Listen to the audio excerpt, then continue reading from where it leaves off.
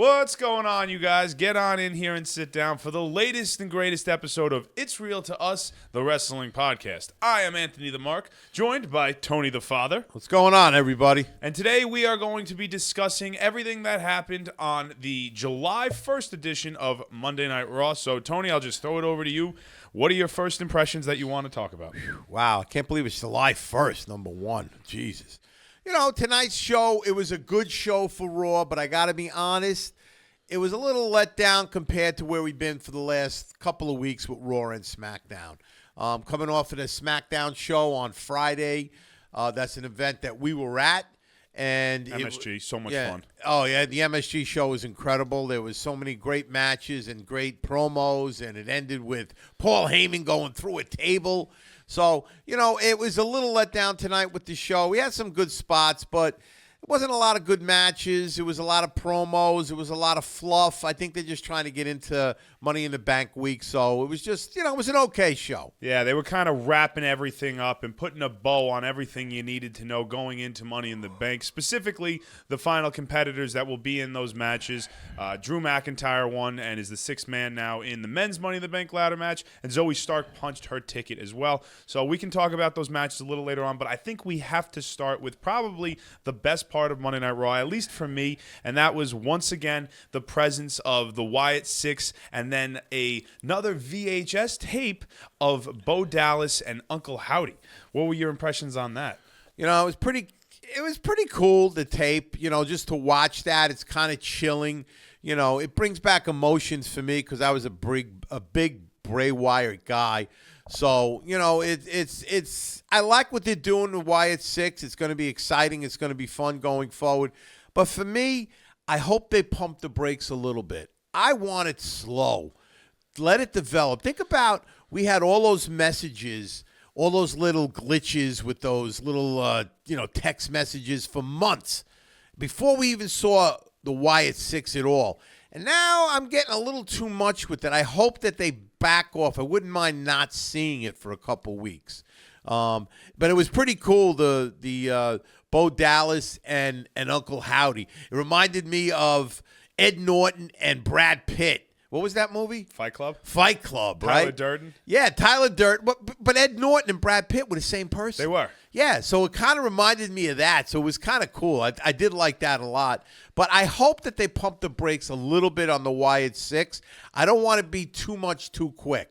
I want to build it. Bring it on slow. Let me get excited, then pull it away. Then bring it back when I least expect it. That's what I hope happens. I understand you want them to bring it along slow, but I think they are bringing it along as slow as they possibly can. You just said it. For 5 months, they were showing messages, and people were begging for the Wyatt Six. Now that they're here, there's no reason to take them off television. Yeah. They're all anybody's talking about, and Bo Dallas, with these VHS tapes, you're figuring out his character. You're figuring out what makes him tick. So this week, he kind of gave us a little bit of a tip of the cap as to why he's targeting Chad Gable. In his promo, he talked about these, and this is verbatim, tyrannic philosophers or whatever, mistreating their families. That's a direct reference to Chad Gable and the Alpha Academy.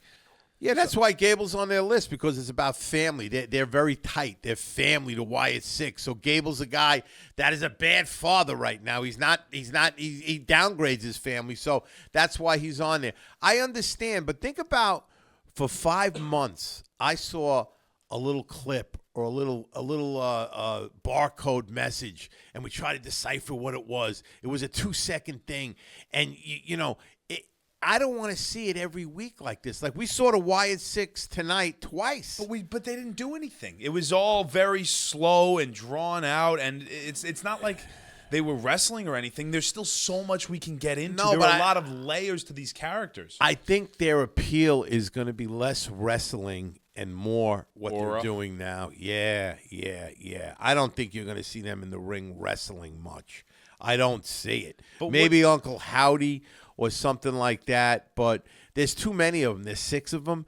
So what are you going to do with them? You're going to have them wrestle every week, or every other week one wrestles, or they wrestle as a three-man tag? Or I don't think you're going to see them as wrestlers. The thing that I loved most about this new VHS tape was that it humanized Bo Dallas and thus Uncle Howdy. It made them one. By the end of it, they were talking and they were synchronized. Their voices were one, and you really understood where Bo was coming from. But in terms of the Wyatt Six, though, these characters, in order to get them to wrestle, right, you have to humanize them because there are these supernatural beings at the moment. And realistically, if we're going to buy into the idea of them in a storyline, which is all wrestling is, you have to buy into what you're watching.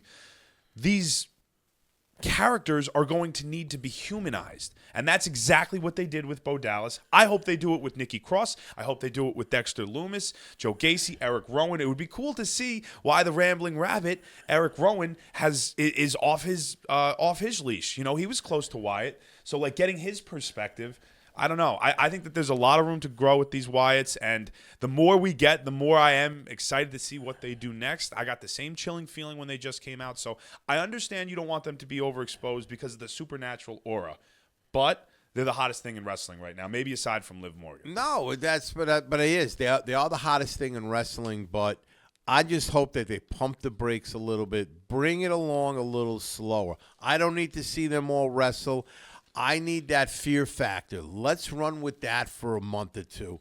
Let's just scare the shit out of everybody when they come up. But the more you see them week after week, twice a week, the less it's going to be that fear, that scare, that goosebump. That's just what I'm saying. I just think that pump the brakes, bring it along, pull it back, take it away from us, make us want it, and then bring it again so I get that jump. I don't, because, something's going to scare me now and then, but, and I get scared 2-3 weeks in a row and 3 times a week. And okay, all right, let's see this week what it's going to be. I'm not scared now. I'm not going to be scared. That's my thought. I like this Wyatt Six. I like to see Bray get involved somehow, or his pitcher come out or something. And, but don't overexpose it. Don't push it too quick on us. Bring it along slow. Pull it away. Make me want it. Where is it? What's going on? What's happening? Boom! Oh, there it is. And then scare me again. That's what I want. I totally understand where you're coming from, and it makes sense. And maybe that's just me being the fan. Oh, I want it. And you're just maybe being a little longer with the storytelling. You're thinking a little further than I am. But I don't need to see them wrestle. I don't need to see them wrestle. Not yet, you don't. But no. you're gonna want to see it down the line. So what do you guys think? Do you guys want more of the Wyatts, less of the Wyatts? But let us know. Drop a comment. You can follow us on X, Instagram, and TikTok at It's Real to Us. On YouTube, we're at It's Real to Us 1. Now that that's out of the way, let's go ahead. Let's move on. Let's talk about probably the second biggest part of Monday Night Raw, aside from the qualifying matches for Money in the Bank, and that being the developing relationship between Liv Morgan and Dominic Mysterio. Well, it's not just Liv Morgan and Dominic Mysterio. It's Liv Morgan and the Judgment Day. She's won over Finn Balor. He's 100% into the stepmommy. He wants the stepmommy in the group. He wants the stepmommy. He wants that stepmom. He got the title because of her. That's it. He was hanging out playing video games with her today. We saw that. Carlito, Finn Balor, and McDonough are all playing video games with her. So she's in the Judgment Day. She's got, she's weaseled in there. Now you got Dom, who's confused. He's on the fence. He seems like, no, I don't want. I wanted to lose. And then Damien's like, well, you spoke to Rhea. Oh, yeah, I spoke to her. And he never did. So he's kind of confused. Damien's the guy that totally doesn't want nothing to do with Liv Morgan. But besides Damien, she's got Dom on the fence, and the other guy she's already got. That's it. She might be a big part of the Judgment Day. And I could see a little bit of a Judgment Day split. Like the bloodline splits down the road. Maybe we got Priest. Maybe we got Dom and Rhea on one side, and we got Carlito with Finn and McDonough with Liv on the other side. Maybe that, you never know. That could happen. It's an interesting thought. I like it. It's a fun dynamic, a Judgment Day civil war, if you will. But in the immediate present and the immediate, just reaction that I have to Liv Morgan, Dominic Mysterio, let's take it one at a time. So Liv versus Zelina Vega for the Women's World Championship. Dominic Mysterio came out to the ring, and he told Damian Priest, I'm going to take care of it. Damian goes, you said you're going to take care of it for weeks, and you don't do anything. So what does Dominic do now? He comes down, and he essentially helps Liv Morgan retain the title. Yeah. Inadvertently, but he's not doing anything to push her back. He likes the attention, whether he wants to admit it or not. Dominic Mysterio and that disgusting mustache on his lip like the attention Liv Morgan is giving him. And it's not a matter of if he gives in, it's a matter of when. And then you go ahead and you go to Dominic's match against Rey Mysterio, and Rey looked good, didn't he? Oh, Ray looked great. He looked like he was jacked up on something. He was on steroids or growth hormones. I don't know. He looked like he doubled in size in 2 weeks. But he looked great. He was moving around the ring and stuff. So he was incredible tonight, Ray. But during that match, we had a very juicy moment. So everybody remembers a couple of weeks ago when Liv Morgan fell out of the ring and she fell on top of Dominic Mysterio. Of course, Rhea Ripley, she's got the phrase, mommy's on top. Liv Morgan was quite literally on top of Rhea Ripley's dom-dom. And then this week, we had the opposite Liv was on the bottom. Liv was on the bottom. Dominic Mysterio got launched out of the ring, and he fell on top of Liv Morgan. And Liv was holding him there. She was holding him and smiling, but you didn't see Dom struggle to get away. And he was just like, okay, what do I do? He's like, he's kind of in limbo. He doesn't know what to do. He kind of like he's trying to hold his emotions, but I could see him another couple weeks. I think she's going to wear him down. So I think had Dominic Mysterio went ahead and defeated Rey Mysterio, which he didn't, he lost. Now he's 0-3 against his father and his professional career against him, 0-3. But he lost. Had he won, he might have given in to his instincts and left with Liv Morgan. Instead, Liv cost him the match, you could say. She kind of, not really, but she hit the rope and knocked him down. At first, she helped him get to the top rope, but then she actually hit the rope, and it cost him to fall and lose the match. So she felt bad about it, and she's like, I'll make it all right. We'll see what she does next week or what she's going to do, going forward to help him more and more. But I think that one of the things possibly could happen is that she helps Damian beat Seth Rollins this week. That would be interesting. If that happens and Damian kind of embraces her with Finn, although Finn and Damian are at each other's throats, so I don't know which way it's going to go, but she's got put it this way, she's weaseled her way in. She has got Finn, she's got McDonough, and she's got Carlito wrapped around her finger already. Just by them playing the video games, you could see that. So she's definitely getting her way in there. Now, if she gets Dom-Dom or Damian on board with her, then that's it. She's in there. She's the new stepmommy. She's the new stepmommy, and despite the fact that she cost Dominic Mysterio the match, it seems like she is going to be involved with the Judgment Day moving forward. Now let's talk about what Tony already alluded to, and that being the World Heavyweight Champion, Damian Priest, and his next match against Seth Rollins for the World Heavyweight Championship at Money in the Bank, and the dissension he's having between himself and Finn Balor. The Judgment Day for a very long time have been on the precipice of breaking up, and it seems as if that story is once again at the forefront of the group, because at Money in the Bank, Damian Priest agreed to these terms with Seth Rollins. If Rollins beats Damian, Priest has to leave the Judgment Day. Now, of course, if Priest wins, then Seth Rollins can no longer challenge for the World Heavyweight Championship while Damian is champion. But because Priest went ahead and accepted those terms without talking to the group, Finn is upset. He's saying, hey, Damian, you're basically saying you don't need us. You literally said that out loud, and now your actions are showing that. What's up, dude? That's disrespectful. All I've done is try to help you and be your brother. And Damian is just recognizing that he's the leader. He needs to be the one who steps up and says, hey, this is what's going on. I'm the leader, similar to Rhea. Those are his exact words, what he said verbatim. Yeah. So now the question becomes, what's going to happen at Money in the Bank? Is Seth going to beat Damian? Is Damian going to beat Seth? Is Finn going to get involved? This segment as a whole just got me so excited for that match. Yeah, well, Finn and Damian are going to head for a battle, I think, down the road. Those two are going to clash someplace because they're on opposite ends. And not for nothing, Damian is kind of full of himself.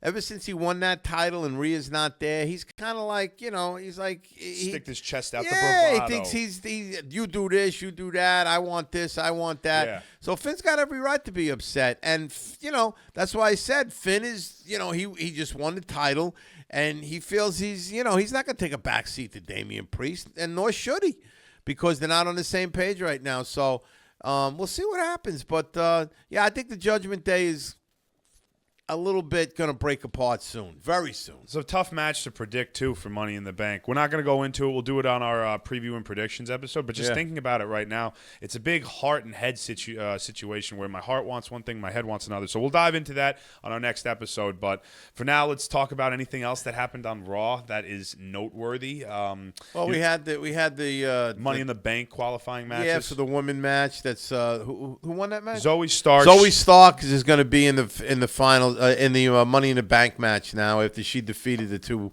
Who did she defeat She tonight? beat Ivy Nile and Dakota Kai. And Dakota Kai earlier in the week was gaining a little bit of traction online. She was upset about the fact that she hasn't really been given an opportunity to showcase herself in a singles setting. And she got the opportunity and she lost. So, there's get your to the back opportunity. of the line, girl. Here's your opportunity. You're not that good. I like Dakota, but I don't like people crying online. So Zoe goes ahead and wins, although Zoe's not going to win. I doubt it. It's, Zoe Starks is Money in the Bank woman for the women who whoop-de-doo. She's going to do a couple springboard splashes. But she's nice. Zoe Starks she's a good female wrestler though. She's nice to be in the match and stuff. So that's Tiffany's match to lose. Simple as that. And we'll talk about that on the show. We will. And then the other triple threat, Drew McIntyre punched his ticket over Sheamus and Ilya Dragunov. I wanted Ilya. You wanted Drew. I wanted Drew. He got his due. He's going to be in that match. He's probably the favorite. He's going to probably win the match. But, I tell you, Ilya looked great tonight, though. He looked incredible. He's going to be a star down the road, and they're bringing him along the right way. Yeah, it was a tremendous match. Probably the best match on Raw, which only featured 5 matches. It was not a very physical bout, more telling the story, kind of just getting you ready for Money in the Bank. And to that extent, we saw Sami Zayn and Braun Breaker go face-to-face. And I thought it was a little underwhelming, and then things got physical, which is what this feud needed. Yeah. Braun Breaker speared Sami Zayn like that. Sami got a little bit of offense in after he avoided a massive running spear, but then Breaker ended up standing tall after hitting another spear on Sami. Yeah, at the end, Breaker got the last punch in. He got the last move in, and he put him down. But it's another guy that they're going to push, but I don't think it's his time. I don't want to see Braun Breaker win a title yet. I don't think he's paid his dues enough. He's like a Dragunov type of guy, and they're handling Dragunov perfect. He's taking pins. He's competing against the best stars. He's showing what his talent is, but he's not winning. And that's how you bring a guy along. Pay his dues. I want to see Braun Breaker pay his dues. I don't want to see a title put on Braun Breaker. So then what do you do with Braun Breaker? Let's say he wins the title against Sami Zayn. What is he? How long is he going to hold it for? We're going to keep it on for 2 years? A year? It's stupid. Don't let this guy win yet. Let Sami have his due. He's having a nice run right now. Breaker will have his time. Let him go up against some of the better wrestlers. Let him get some title shots, but don't let him win yet.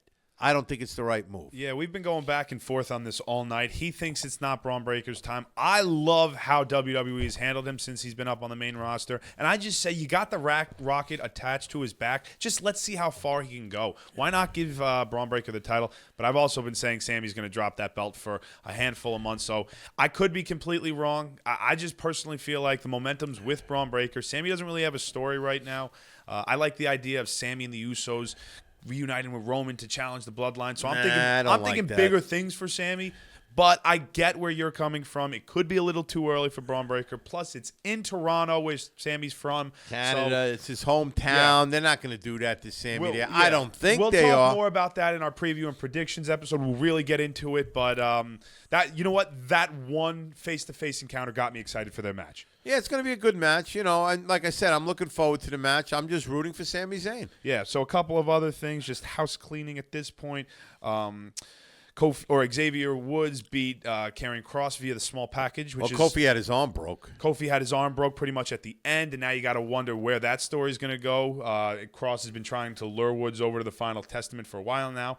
Now, if Kofi's on the shelf, does Xavier do it? Nah, I don't like that. I don't like that at all. I like to see Big E come back. That would be fun. He's not coming back. That'd be great if he did. Kofi's out and then Big E comes back. That would be electric. That'd be awesome. That would be awesome. You know, Karrion Kross is Karrion Kross. WWE doesn't really want to push Karrion Kross. His contract's up until middle of 2025, and I think he's the next guy they're going to release. It's sad. I'm a big Karrion Kross guy. I think he's a good wrestler. He's got a great look. They just don't want to push him for some reason. He took a pin tonight against Xavier Woods. Yeah, Xavier Woods just lost a speed match. Come on, WWE. Karrion Kross, push the guy. He hasn't had any big wins since coming back. And you know what? He's got a great look. He's got a hot wife. That has nothing to do with anything. It does for me. You know, and you could push this guy. He's a decent wrestler. And they just don't. So I don't see him doing anything. You know what I see Karrion Kross? He'll show up in AEW this time next year. He would do awesome in AEW. Yeah, this time next year. All right, and then, hey, Wednesday, Ricochet might be on AEW. He might be on AEW. Ricochet, keep an eye out. Other things, Ludwig Kaiser, he had a nice backstage moment, revealed he had broken ribs. I love Kaiser. I think he's going to be a star in the singles. I think Kaiser's got a tremendous upside. He's a guy I like to see Sami Zayn lose to. There's your guy right there. Yeah. Down the road, Kaiser takes the title off of Zayn. I'd love that more than Braun Breaker. You know what? I'm going to give this one to you, the father. Thank you. I like that one. Thank you. Respect. Thank you. Respect. Thank you. And Chad Gable never gets the Intercontinental Championship. No. Well, Gable. I'd rather see Gable take the title. Yeah, but he's had his chance. And he's got Gable's he's done got the now. story going with the Wyatts. They're going to murder him anyway. They've been chasing him. Sooner or later, he's going to be dead.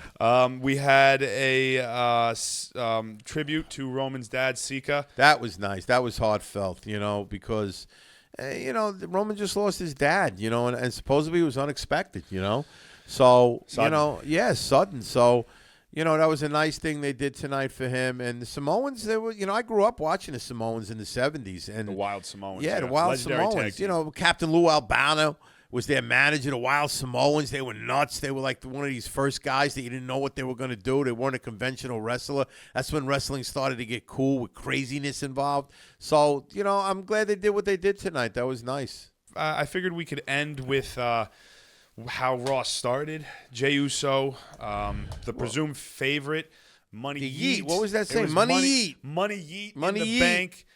Pretty much came out and said he's going to beat everybody who's involved in the match. Gable came out and he was what is Gable saying? He was master in the bank. No, master in the bank. Yeah, against the Money Yeet, and then the Wyatt Six came out, and that was it. Six. They chased Gable away. And they did chase Gable away, and they gave Michael Cole a VHS, which we talked about at the beginning, and everything comes full circle. But maybe we could just give a little preview for our Money in the Bank. Preview and prediction show. Let's talk about that men's match for a minute because Jey Uso came out. He's in the match. Chad Gable's in the match. We got LA Knight in the match. Drew McIntyre's now in the match. Andrade's in the match. Got an all-star. That's one of the better Money in the Bank men's teams. Men's. That's one of the better Money in the Bank matches in a long time. You got a lot of stars. And then let's not forget Carmelo Hayes, the young kid. Well, he's not winning. He might not win, but he's not winning. He's not winning. So Carmelo's not winning. Let's take Carmelo off the list. Let's go one at a time. Okay, Carmelo's not winning, right? Okay, Andrade not winning. I doubt Andrade's a speed champ, but I doubt he's going to win either. Yeah. So then that leaves Jey Uso, who could win. Could win. Chad Gable could win. Would be you don't want to say it wouldn't be the I doubt it, but I could see it happening. It would be kind of cool. It would be a shock to me with everything he's got going with the Alpha Academy and the Wyatt family. Yeah, that would be a shock. All right, so you think he could win? Then we got LA Knight. LA Knight could win. It was nice seeing LA Knight the other night get a big win. Yeah, he pinned Logan Paul. He really needs it. That's the guy that needed to get into this match. So I'm glad he's in there. And then Drew McIntyre. Drew McIntyre. So the favorite's going to be Drew. Then you got Logan. No. Jey Uso's got to be the favorite. No way. Jey Uso was absolutely the favorite. The favorite to win? Yeah. No way. I say Drew. Oh, no way. Nuh-uh. You're wrong. You're wrong. I think Drew McIntyre is the favorite to win. Think about what Drew's done so far this year. I agree with you, but we're going to leave that there, and we're going to save that for our Money in the Bank All right, preview we'll talk. and prediction there you show. go. It'll be something to talk about. If you enjoyed this, please come back. We're going to have, like I said, that episode dropping later this week, and then another episode on SmackDown. We do live watch-alongs every single week, twice a week. So if you're a wrestling fan, you're going to want to subscribe to this channel because we do games, we do news, we do live. We do a lot of different stuff. things. We're not like a regular wrestling channel. If you look at it some all. of these guys, they do. I'm not going to mention names, but they'll get their views. They got hundreds of thousands of followers, but they do the same crap night after night. They get on. They talk about who's the heaviest wrestlers, or what would I do, or how would I predict the Money in the Bank, and they start with their hashtags, and they do this, and they do that, but they just talk. They don't do no videos, nothing. It's boring. I don't know why people like it. It's boring. All right, take it easy. We don't need to bury our competition, okay? Not burying them. They bury us, but I'm just saying it's boring. I don't see it. Nothing but respect to all wrestling content creators. No, it's good, but it's the same stuff where we do different things. It's kind of like entertaining. We're entertainment, too. We're not just wrestling fans. We're entertainment, and that's what I like. I like to be entertained. I like to laugh, and I also like to learn something. But the same old stuff, it just bores me. He is Tony the Father. I am Anthony the Mark. Thank you for watching, and we will see you next time on It's Real to Us, the Wrestling Podcast. Enjoy your 4th.